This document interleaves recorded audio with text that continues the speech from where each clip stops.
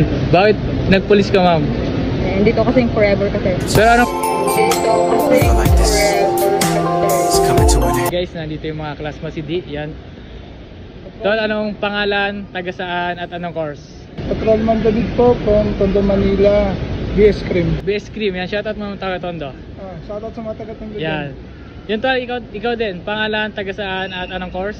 Patrolman Cruden po, Bachelor of Science Criminology, taga Quezon City. Quezon City, oh, taga Cream din yan. Shoutout sa ating mga taga Quezon. Yan, Kasim. Patrolman Kasim from Bicol, Albay. Bachelor of Science in Industrial Education, major in Drafting Technology. No, ang ganda mag-drawing. Di ba? Drawing yan? Drafting. Ikaw, sir? Patrolman Rian Bayuran from Victorias City, Negros Occidental. BS Cream. Shoutout dyan sa lahat ng taga Victorias. Hindi Yeah. ako sa naiya. Yun, oh, nandito siya sa naiya. Sa'yo, ma'am?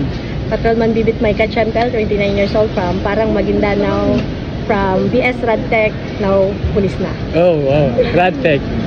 Yes, ma'am? Patrolwoman Prada, sir, from Bantay, Ilocos, sir. 26 years old, sir. Yan. Bakit nagpulis ka, ma'am? Eh, hindi ko kasing forever kasi. Pero ano? Dito kasi Anong course mo? Fine Arts, sir. Fine Arts, di ba? Nandito yung forever mo. Ayun, sige na. Thank you, ha. Ano mo na yan? O, baka makita nyo na. Yan. Mamaya mo kaming kayo, sir. Hindi. Nawagis na. Hindi.